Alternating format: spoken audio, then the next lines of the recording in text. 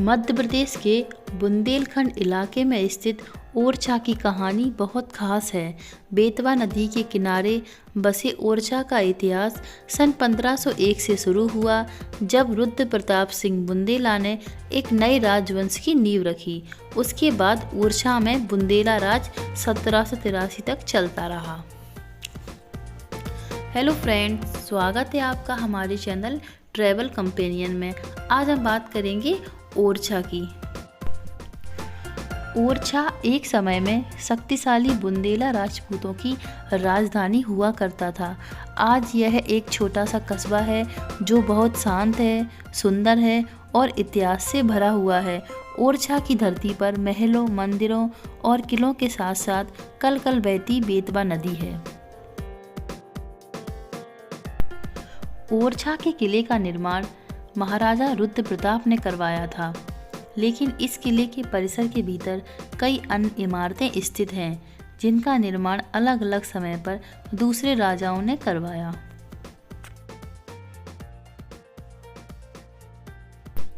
ओरछा किलों की नगरी भी है और धर्म की नगरी भी। वैसे तो ज़्यादातर किले पहाड़ों या ऊंची जगहों पर बने होते हैं, पर ओरछा का ये किला शहर के आखिर में है। ओरछा के गौरवशाली इतिहास का प्रतीक, विशाल और भव्य। ओरछा में देखने के लिए बहुत कुछ है। ओरछा के मुख्य किले के अतिरिक्त यहाँ राजा राम का मंदिर, जहांगीर महल, राजा का महल, चतुर्भुज मंदिर, लक्ष्मी नारायण मंदिर, शीश महल और कंचन घाट पर स्थित छतरियाँ।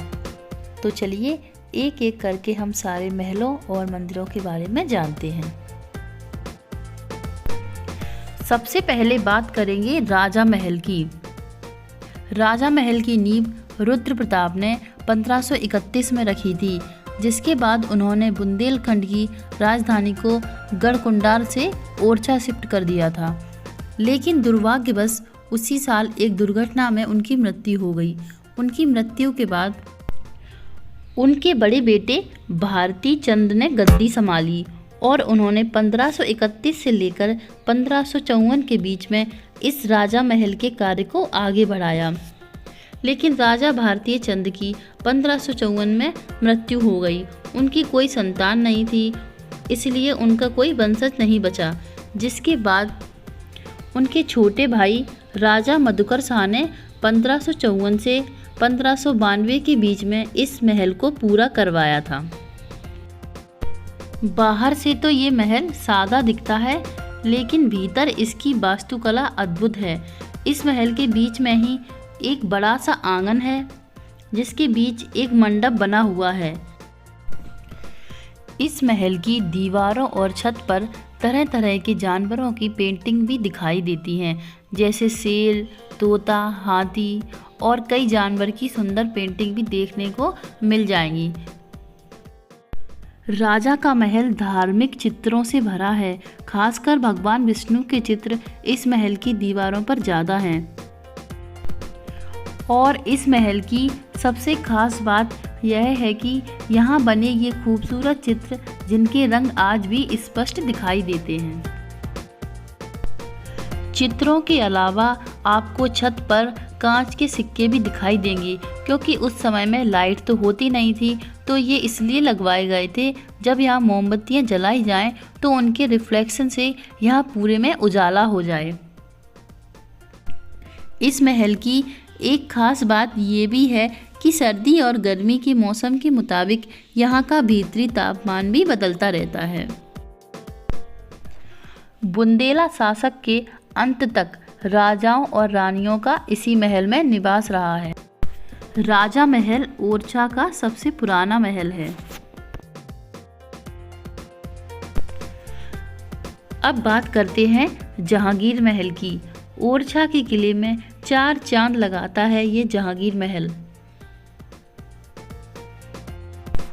जहांगीर महल का निर्माण 17वीं शताब्दी में वीर सिंह देव ने करवाया था।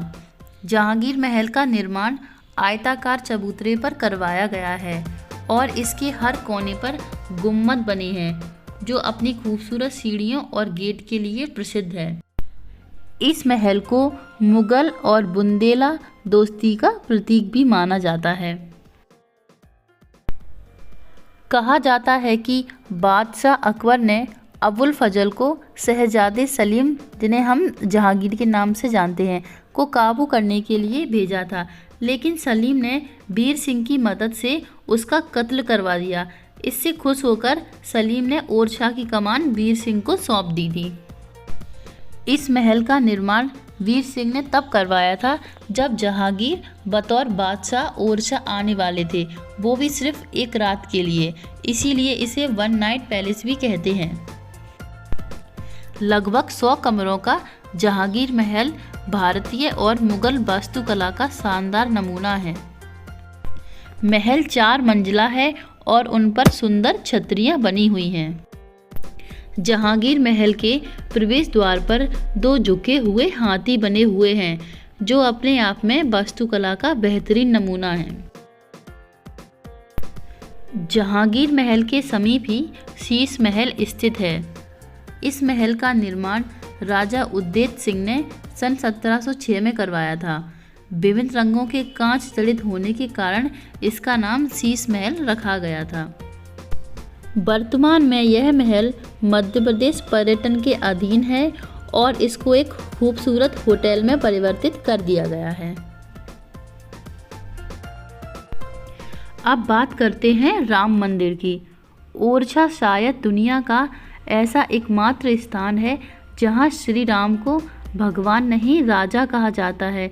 यहाँ के निवासी श्री राम को अपना राजा मानते हैं। जी हाँ, अयोध्या में जन्मे भगवान श्री राम का ओरछा से गहरा नाता है। ऐसा ओरछा की रानी के कारण है, जो भगवान राम की अनन्य भक्त थी। उनकी भक्ति को देखते हुए राजा ने श्री राम का मंदिर ओरछा में बनवाने का निर्णय लिया। राजा ने श्री राम की मूर्ति अयोध्या से मंगवाई और इसे मंदिर का निर्माण होने तक महल में स्थित रसोई घर में स्थापित करवा दिया। लेकिन जब मंदिर का निर्माण हुआ और मूर्ति स्थापना का समय आया तो मूर्ति महल से हिलाई ही नहीं जा सकी। इस कारण राम की मूर्ति महल में ही बनी रही। क्योंकि महल में राम की पूजा की जाती थी, इसीलिए इसे राम राजा मंदिर में परिवर्तित कर दिया गया। ये वही चतुर्भुज मंदिर है जिसका निर्माण राजा मधुकर शाह ने भगवान राम की मूर्ति को स्थापित करने के लिए किया था। इसी मंदिर में भगवान राम की मूर्ति को स्थापित किया जाना था, पर मूर्ति महल में ही स्थापित हो गई। इसी कारण महल में ही भगवान राम का मंदिर बन गया। इसी कारण राजा मधुकर शाह ने चतुर्भुज मंदिर में भगवान विष्णु की मूर्ति को स्थापित करने का फैसला लिया। क्योंकि किसी भी मंदिर के गर्भगृह को खाली नहीं रखा जाता है, इसीलिए राजा मधुकर शाह ने भगवान विष्णु की मूर्ति चतुर्भुज मंदिर में स्थापित कर दी। अब बात करते हैं फूलबाग की। फूलबाग ओरछा के आकर्षक स्थल में एक और खूबसूरत जगह है, जो हरी भरी हरियाली से भरा हुआ है। फूलबाग या फूल गार्डन में कई फव्वारे भी मौजूद हैं, जो इसकी सुंदरता में 4 चांद लगाते हैं। फूलबाग का निर्माण राजकुमार दीनन हरदौल के स्मारक के रूप में किया गया है। यह खूबसूरत जगह ओरछा के प्रसिद्ध पर्यटक स्थलों में से एक है।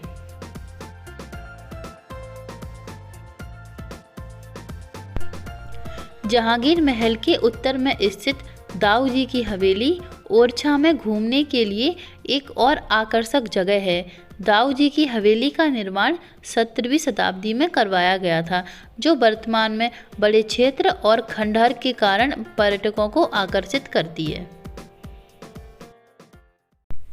किले में स्थित लक्ष्मी नारायण मंदिर। लक्ष्मी नारायण मंदिर अनोखी स्थापत्य कला का एक और शानदार उदाहरण है, जो किलों और मंदिर का सुंदर मिश्रण है। सन 1622 में वीर सिंह देव ने इस मंदिर का निर्माण करवाया था।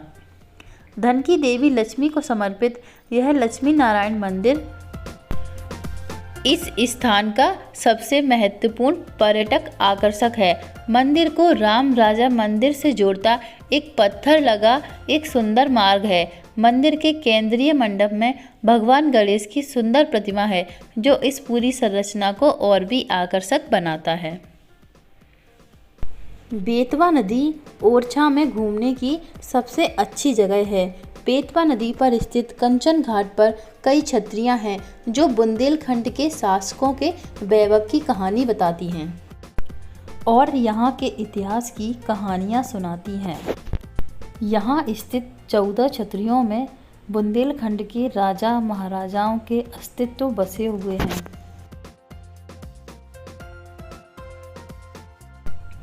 इन छतरियों की अनूठी वास्तुकला और शैली पर्यटकों के आकर्षण का केंद्र बनी हुई है। छतरियों के आकर्षण का अनुभव तब होता है जब इन्हें नदी के विपरीत दिशा में एक पुल से देखा जाए, क्योंकि यहाँ से देखने पर छतरियों के सुंदर प्रतिबिंब को देखा जा सकता है, जो देखने में बहुत ही आकर्षक और मनमोहक लगता है। तो ये थे ओरछा के प्रमुख महल और मंदिर, जिनकी संपूर्ण जानकारी मैंने आपको इस वीडियो के द्वारा दी है। अब बात करते हैं कि ओरछा कब जाया जाए। तो अक्टूबर से मार्च का समय ओरछा घूमने का बेस्ट टाइम होता है, क्योंकि इस दौरान ओरछा का मौसम काफ़ी सुखद और कंफर्टेबल होता है। इसके अलावा यदि आप चाहें तो मानसून में भी ओरछा की यात्रा कर सकते हैं, क्योंकि यहाँ बारिश औसत रूप में ही होती है। तो ये थे हमारे ओरछा के कुछ किले और मंदिर, जिसकी जानकारी मैंने आपको इस वीडियो के द्वारा दी है। अगर आपको वीडियो पसंद आए तो प्लीज़ चैनल को सब्सक्राइब और वीडियो को लाइक ज़रूर कर दीजिए। Thank you for watching.